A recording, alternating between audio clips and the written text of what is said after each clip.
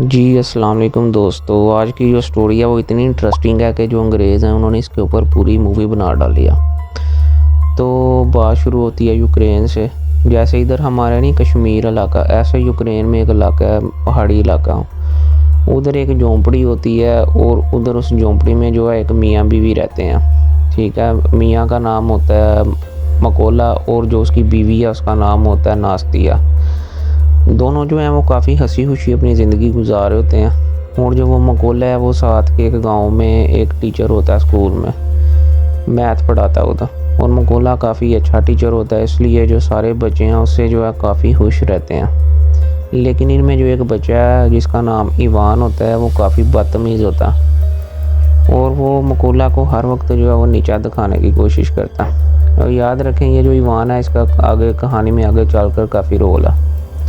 ठीक है, तो क्योंकि ईमान जो है वो मकोला को काफ़ी परेशान करता है, लेकिन जो मकोला है वो उसकी बातों पे इतना ध्यान नहीं देता, मस्त रहता है अपनी ज़िंदगी में। अब जब मकोला एक दिन स्कूल में बच्चों को पढ़ा रहा होता है तो उसको ये बात पता चलती है कि जो रशिया की आर्मी है उसने उनके मुल्क के ऊपर हमला कर दिया, यूक्रेन के ऊपर, और काफ़ी शहरों पर जो है रशिया की फ़ौज ने कब्ज़ा कर लिया।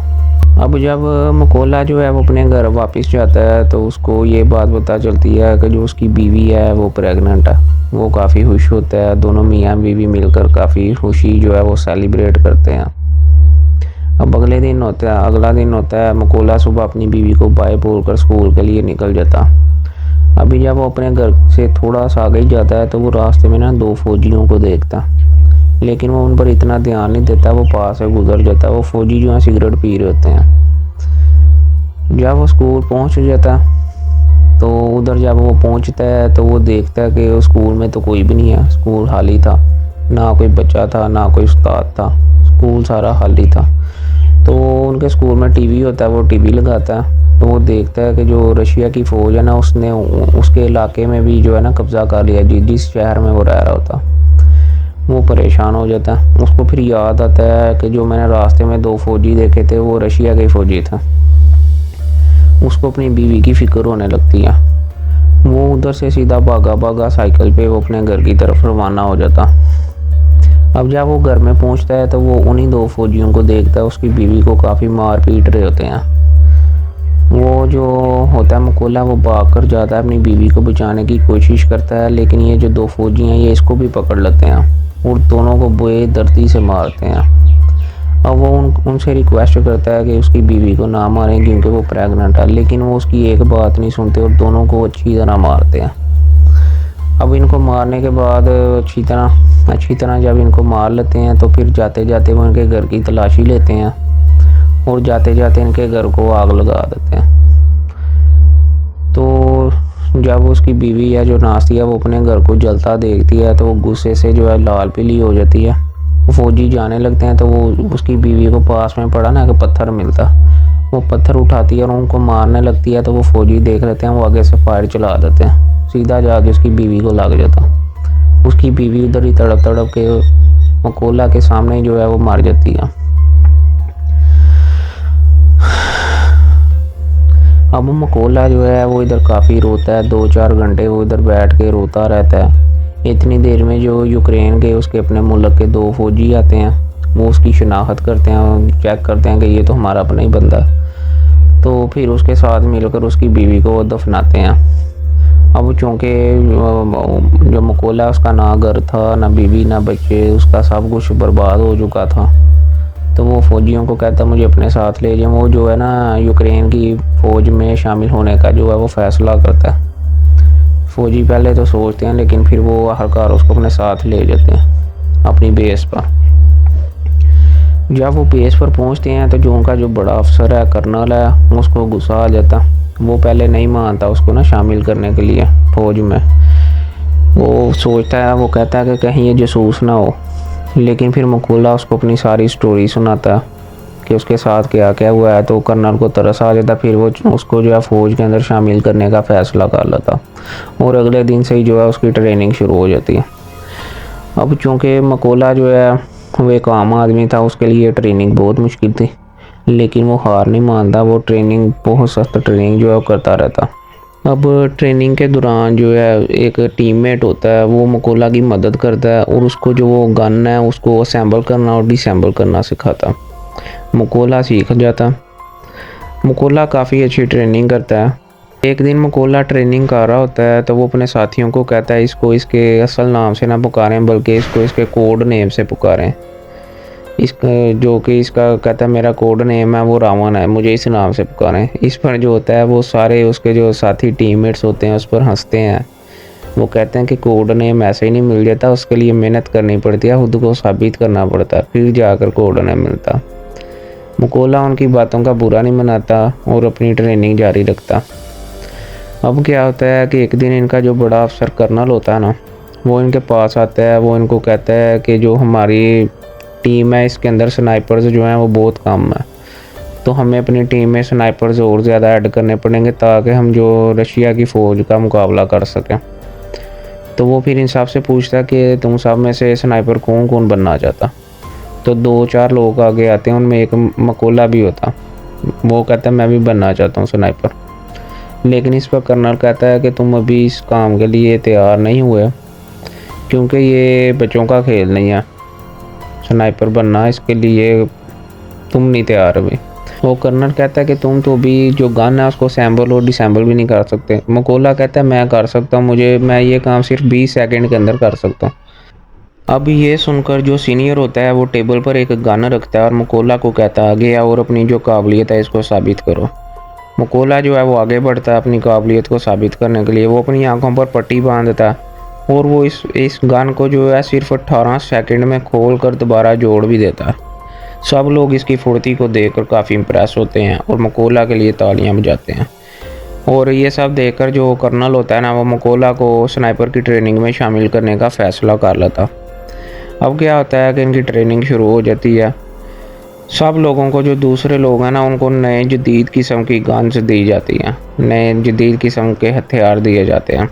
लेकिन जो मकोला है इसको एक पुरानी सी गन दे देते हैं। तो इस पर मकोला जो है वो कहता है कि मुझे भी, वो भी नई गन की डिमांड करता है। वो कहता है मुझे भी नई गन दो। लेकिन कर्नल कहता है कि नई गन लेने के लिए तुम्हें जो है खुद को पहले साबित करना पड़ेगा। अभी मकोला के पास कोई और ऑप्शन नहीं होता, तो वो फिर वही गन ले लेता। अब इनकी ट्रेनिंग शुरू हो जाती है। तो ट्रेनिंग के पहले दिन जो कर्नल है इनको बताता है कि जो एक स्नाइपर होता है ना, चाहे किस तरह मर्जी की सिचुएशन आ जाए, वो अपनी जगह से 1 इंच भी नहीं हिलता और अपना निशाना बनाए रखता। अब इस ट्रेनिंग की प्रैक्टिस के लिए जो कर्नल है वो इन सब के पास फायर करता। मकोला जो अपनी जगह से 1 इंच भी नहीं हिलता और अपना निशाना बनाए रखता। और इस तरह इनकी जो पहली ट्रेनिंग सेशन है वो ख़त्म हो जाता।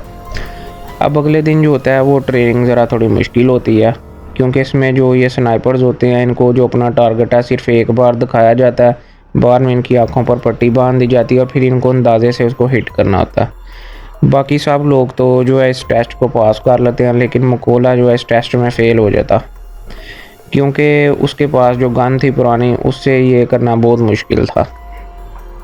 अब जो इससे अगली ट्रेनिंग होती है वो इससे और भी ज़्यादा मुश्किल होती है। उसमें ये होता है कि रात के अंधेरे में फ्लेयर की रोशनी में इनको अपना टारगेट हिट करना होता। तो कर्नल जो होता है वो, रात होती है, कर्नल जो है वो हवा में फ्लेयर फायर करता है। बाकी सारे लोग निशाना लगाते हैं, लेकिन सारे जो है उसमें फ़ेल हो जाते हैं, वो हिट नहीं कर पाते। लेकिन जब मकोला की बारी आती है तो क्योंकि ये मैथ का टीचर है तो ये पहले फायर नहीं करता। ये जो है पहले अपने टारगेट की दूरी का अंदाज़ा लगाता है, फिर मैथ की कैलकुलेशन से पूरा उसको करके ना फिर उसको फायर करता है और बिल्कुल एग्जैक्ट अपने टारगेट को हिट करता। इस तरह जो मकोला है वो अपना इस टेस्ट को पास कर लेता। अब काफ़ी दिन गुजरते जाते हैं, सारे लोग अपनी ट्रेनिंग करते जाते हैं। अब आखिरकार वो दिन आ जाता है जब इनकी जो है रिज़ल्ट आना होता। इस पर जो कर्नल है वो मकोला को सल्यूट करता और उसको बताता है कि उसने इस टेस्ट को पास कर लिया। मकोला काफ़ी खुश हो जाता। अब काफ़ी दिन गुजर जाते हैं। जो कर्नल है एक दिन मकोला के पास आता है, उसको कहता है तुम अपना सामान पैक कर लो, हम एक मिशन पर जा रहे हैं। क्योंकि उनको खबर मिलती है कि जो पास की एक चेक पोस्ट है उधर रशियन फौजियों ने कब्ज़ा कर लिया। ये सारे लोग अपनी टीममेट्स के साथ मिलकर अपने मिशन को रवाना हो जाते हैं। उधर जाके ये अपना निशाने को बांध लेते हैं, चेक पोस्ट के नज़दीक जाकर ना अपना निशाना बना लेते हैं स्नाइपर्स का। जैसे ही ये उन रशियन फौजियों को शूट करने लगते हैं, ये लोग देखते हैं कि उधर जो है ना एक दूर से एक गाड़ी आ रही है। अब ये देखते हैं कि जब वो गाड़ी आके रुकती है चेक पोस्ट के पास, तो जो रशियन फ़ौजी होते हैं ना, वो सबको गाड़ी से बाहर उतरने को कहते हैं, उनकी तलाशी लेते हैं, गाड़ी की तलाशी लेते हैं, सबकी तलाशी लेते हैं और सब क्लियर करने के बाद इनको जाने की इजाज़त दे देते हैं। लेकिन वो इनके जो पासपोर्ट होते हैं ना, वो अपने पास रख लेते हैं, उनको वापस नहीं करते। इस पर जो वो गाड़ी में सवार होते हैं वो उनसे झगड़ते हैं, वो कहते हैं नहीं हमें हमारे पासपोर्ट दें। इस पर जो है रशियन फ़ौजी उनको बहुत बुरे तरीके से मारना शुरू हो जाते हैं। साथ ही जब कर्नल ये सब देखता है तो वो तमाम फ़ौजियों को फायर करने का ऑर्डर देता है।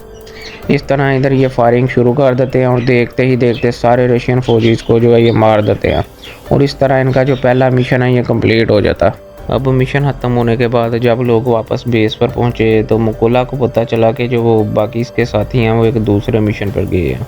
अब जब मुकुला सोकर जब सुबह उठा तो उसको पता चला कि जो उसके बाकी दूसरे साथी दूसरे मिशन पर गए थे वो काफ़ी लोग उनमें से मारे गए हैं और इन सब को रशिया के एक खतरनाक स्नाइपर ने मारा है जिसका नाम सैरी था।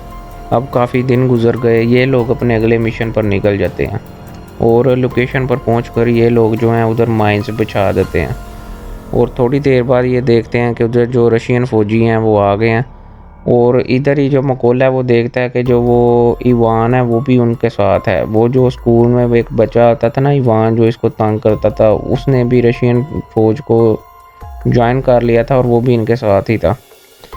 अब देखते ही देखते जब वो उन रशियन फ़ौजियों के पाँव ज़मीन पर पड़ते हैं तो जो माइंस इन्होंने दबी होती हैं वो धमाके से उड़ जाती हैं और सब के सब रशियन फ़ौजी मारे जाते हैं। अब ये देखकर मकोला थोड़ा उदास भी हो जाता है क्योंकि उसमें इवान भी था। अब कर्नल इसको समझाता है कि तुम इसमें उदास ना हो क्योंकि ये इवान की अपनी मर्ज़ी थी जो उसने रशियन फ़ौज को ज्वाइन किया था, तो इस पर तुम्हें जो है उदास नहीं होना चाहिए। अब काफ़ी दिन गुजर जाते हैं तो इनको खबर मिलती है कि रशियन फ़ौजियों की एक जो टुकड़ी है वो किस रास्ते से गुजरने वाली है, इनको खबर मिलती है। तो ये सब लोग जो अपनी फ़ौज को लेके कर्नल के साथ ये उस लोकेशन पर पहुंच जाते हैं और उधर जो अपना निशाना बनाकर बैठ जाते हैं। ये देखते हैं कि उधर दो रशियन फ़ौजी खड़े होते हैं और वो अपने बाकी साथियों का इंतज़ार कर रहे होते हैं। लेकिन इधर मकोला नोटिस करता है कि उनमें से जो एक फ़ौजी है ये वही फ़ौजी था जिसने उसकी वाइफ को गोली मार कर मारा था। इस पर मकोला गुस्से से पागल हो जाता है और वो कर्नल से जो है फायर करने की परमिशन मांगता है, लेकिन कर्नल मना कर देता। अब थोड़ी देर गुजरती है, उसको और गुस्सा आता है, उसके सब्र नहीं होता, उसको हर हाल में मारना चाहता है। वो दोबारा कर्नल से परमिशन मांगता है लेकिन कर्नल दोबारा फिर उसको परमिशन नहीं देता। वो उसको बहुत ज़्यादा गुस्सा आता है तो वो फिर तीसरी बार जो है उससे सब्र नहीं होता, वो फायर चला देता और सीधा हेडशॉट मार के उसको जो है उधर ही मौके पर ही उसको मार देता जिसने उसकी बीवी को मारा होता। अब जैसा ही फायर ये करता है तो जो रशियन फौज स्नाइपर होते हैं उनको इनकी लोकेशन का पता चल जाता है और जो सैरी होता है वो भी उधर ही होता है, उसको भी इनकी लोकेशन का पता चल जाता है और इन पर फायरिंग करना शुरू कर देते हैं और जिस पर जो कर्नल है वो उसको फायर लग जाता है और वो उधर ही मारा जाता है। अब मकोला समझ गया था कि जो रशियन फ़ौजी हैं उनको इसकी लोकेशन का पता चल गया है, तो वो कर्नल की बॉडी को उठाता है और उधर से भाग जाता है और जल्द ही जो दुश्मन के इलाके से बाहर आ जाता। अब जब बेस पर पहुंचता है तो जो मकोला आता है वो काफ़ी उदास होता है क्योंकि उसको लगता है कि उसकी वजह से कर्नल की जान चली गई है। अब मकोला जो है वो कसम खाता है कि वो जो सैरी को है वो हर हाल में मारेगा और कर्नल की मौत का बदला ज़रूर लेगा। अब काफ़ी दिन गुजर जाते हैं और मेजर साहब जो होते हैं वो बेस पर आ जाते हैं। अब मेजर साहब बताते हैं कि जो सैरी है वो रशिया का इतना ख़तरनाक स्नाइपर है कि उसने यूक्रेन के 6 काबल स्नाइपर्स को मार गिराया हुआ है, तो इसलिए जो सैरी को है वो हल्के में नहीं लेना, उसके लिए जो प्रॉपर प्लानिंग करनी पड़ेगी। फिर प्लान बनता है कि जो रशिया की फ़ौज पर हम 2 टीम्स के साथ हमला करेंगे। एक टीम सामने से हमला करेगी और जब फायरिंग चल रही होगी तो दूसरी टीम जो वो पीछे से हमला कर देगी और इसी भाग दौड़ का फ़ायदा उठाते हुए जो मकोला है वो बिल्डिंग के अंदर दाखिल होगा और सैरी को जान से मार देगा। अब प्लान के मुताबिक ये लोग सैरी की लोकेशन पर पहुँचते हैं और उधर जो है सब लोग अपना निशाना लगा कर बैठ जाते हैं। अब जो एक टीम होती है वो सामने से रशिया की फ़ौज पर हमला कर देती है और फायरिंग का तबादला शुरू हो जाता है। और जो दूसरी टीम है वो पीछे से हमला कर देती है। इसी भाग दौड़ का फ़ायदा उठाते हुए जो मकोला है वो बिल्डिंग के अंदर घुस जाता है। सामने वो 2 रशियन फ़ौजियों को देखता है, लेकिन वो जल्दी से उन दोनों को मार डालता और जो बाकी यूक्रेन के फ़ौजी थे वो रशिया की फ़ौज को मार देते हैं। अब जो सैरी होता है कि वो इस बात को नोट करता है कि उसको किसी टीममेट का जो है रिस्पांस नहीं आ रहा, तो वो देखता है कि कोई ना कोई गड़बड़ है। वो बिल्डिंग की छत पर जाता है, जो जिधर पहले से एक स्नाइपर होता है वो देखता है, वो तो मार चुका होता है। तो फिर सैरी को पता चल जाता है कि जो यूक्रेन की फ़ौज है उसने चारों तरफ से इसको घेर लिया। तो वो फिर अपने बेस पर पीछे कॉल करता है मदद के लिए, लेकिन रशियन फ़ौज को आने में तकरीबन 10 मिनट लगने थे। तो जो सैरी है वो फिर जल्दी से दोबारा अपनी पोजीशन पर आ जाता है, अपनी लोकेशन पर आके वो दोबारा से जो है ना यूक्रेन के फ़ौजियों को ढूंढने लगता। लेकिन फिर जो सैरी है वो एक खिलौना देखता है जो मकोला को उसकी बीवी ने दिया था। इससे पहले कि सैरी कुछ करता है, जो मकोला आता है उस पर चाकुओं से हमला कर देता है और उसको चाकू मार मार के उसको मार देता। इसी हाथापाई के दौरान जो है वो जो एक दूसरा स्नाइपर होता है उसको कुछ गड़बड़ लगती है। इससे पहले कि वो कुछ करता, जो मकोला आता है उसके पास भी एक ग्रेनेड बम फेंकता है और उसको भी मार देता। अब सैरी मार चुका था। अब थोड़ी देर बाद वो जो बैकअप फ़ौज होती है रशिया की वो भी उस लोकेशन पर पहुंचती है, पर उनको ये नहीं पता होता कि सैरी जो है वो मार चुका है। वो उससे कांटेक्ट करने की कोशिश करते हैं, लेकिन आगे से जो फ़ोन है वो मकोला उठाता है और वो कहता है कि अब तुम सब लोग मरने वाले हो, और साथ ही वो जो है वो ट्रक के ड्राइवर को शूट कर देता है। और इसी हलचल में जो है वो घबरा जाते हैं और वो ट्रक से नीचे कूदते हैं, लेकिन उनको ये नहीं था पता यूक्रेन के जो फ़ौजियाँ पहले ही उनके ऊपर निशाना बना कर बैठे हुए हैं। वो सारे लोग फायरिंग शुरू कर देते हैं और सब को मार देते हैं और ये मिशन जो है इधर ही कंप्लीट हो जाता है। अब मिशन पूरा होने के कुछ दिन बाद जो मकोला होता है वो अपनी बीवी की कब्र पर जाता है और उसको बताता है कि उसने जो है वो उससे किया हुआ वादा पूरा कर लिया है और उसने सब को मार दिया, जिसने उसकी बीवी को मारा था और जिसने कर्नल को मारा था। और फिर वो अपने आप से ये वादा करता है कि वो जब तक ज़िंदा है वो अपने देश की सेवा करेगा, और फिर ये कहकर वो उधर से चला जाता। और इस तरह ये जो कहानियाँ इधर पूरी होती है। उम्मीद है आपको ये कहानी पसंद आई होगी। वीडियो को लाइक करें, शेयर करें, कमेंट्स में अपनी राय बताएं और चैनल को सब्सक्राइब करें। मिलते हैं अगली वीडियो में।